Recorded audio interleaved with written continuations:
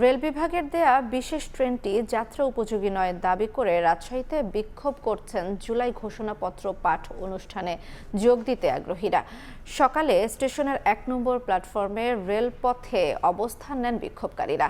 তাদের অভিযোগ ৭টা ২০ রাজশাহী, পাবনা, ঈশ্বরদী, টাঙ্গাইল, সিরাজগঞ্জ স্টেশন থেকে শিক্ষার্থীদের নিয়ে ঢাকার উদ্দেশ্যে বিশেষ ট্রেনটি ছেড়ে যাওয়ার কথা ছিল, কিন্তু বরাদ্দ করা ট্রেনটি যাত্রার উপযোগী নয় এবং দ্রুত ঢাকায় পৌঁছানো যাবে না। এজন্য নতুন ট্রেন ও বগি দাবি করেন তারা। এদিকে রেল বিভাগ বলছে ভালো মানের বগিসহ ট্রেনের ব্যবস্থা করার চেষ্টা চলছে।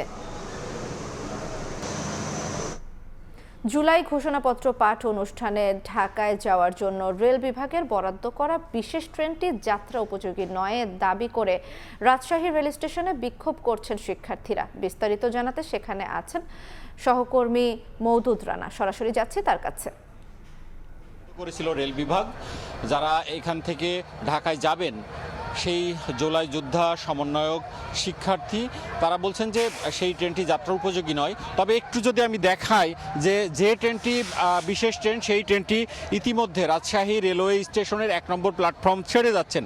এবং আমরা কিছুক্ষণ আগে যেটি দেখলাম, এখানে যে শিক্ষার্থীরা আন্দোলন করছিলেন তারা দুটি ভাগে আসলে বিভক্ত হয়ে গেছে।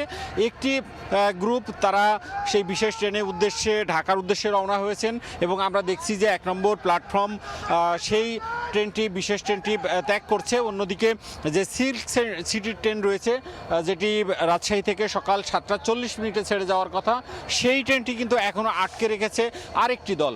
অর্থাৎ এখানে যেসব শিক্ষার্থী আজ ঢাকায় যাওয়ার কথা রয়েছে এবং তাদের যে ঘোষণাপত্র পাঠ অনুষ্ঠানে যোগ দেওয়ার কথা, সেই শিক্ষার্থী বা আগ্রহীদের মধ্যে দুটি ভাগে আসলে তারা ভাগ হয়ে গেছেন। একটি ভাগ বলছেন যে ট্রেন রেলওয়ে তাদের জন্য বরাদ্দ দিয়েছেন সেই ট্রেনেই তারা ঢাকার উদ্দেশ্যে রওনা হবেন এবং আমরা দেখছি যে সেই ট্রেনটি ১ নম্বর প্ল্যাটফর্ম ছেড়ে গেছে।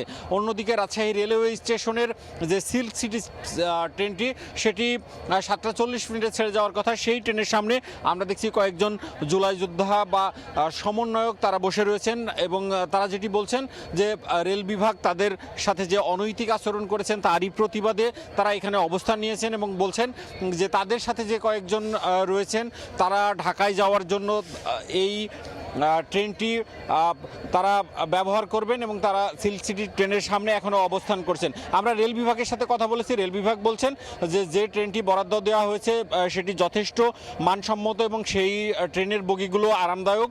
তারা বলছেন যে দ্রুতই সেটি ঢাকায় পৌঁছাবে।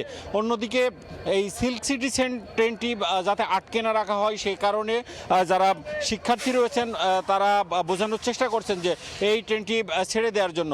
সব মিলিয়ে সিল্ক সিটি ট্রেনটিতে এই মুহূর্তে যারা অবস্থান করছেন তারা বলছেন যে এই যাত্রা বিলম্বের কারণে তারা ইতিমধ্যে ভোগান্তিতে পড়ছেন এবং তারা এই শিক্ষার্থী এবং জুলাই যোদ্ধাদের অনুরোধ করছেন যেন তারা দ্রুতই এই ট্রেনটি ছেড়ে দেয়। এই ছিল রাজশাহী স্টেশন থেকে আমার কাছে সর্বশেষ। আমরা সরাসরি যুক্ত ছিলাম রাজশাহী রেল স্টেশন থেকে।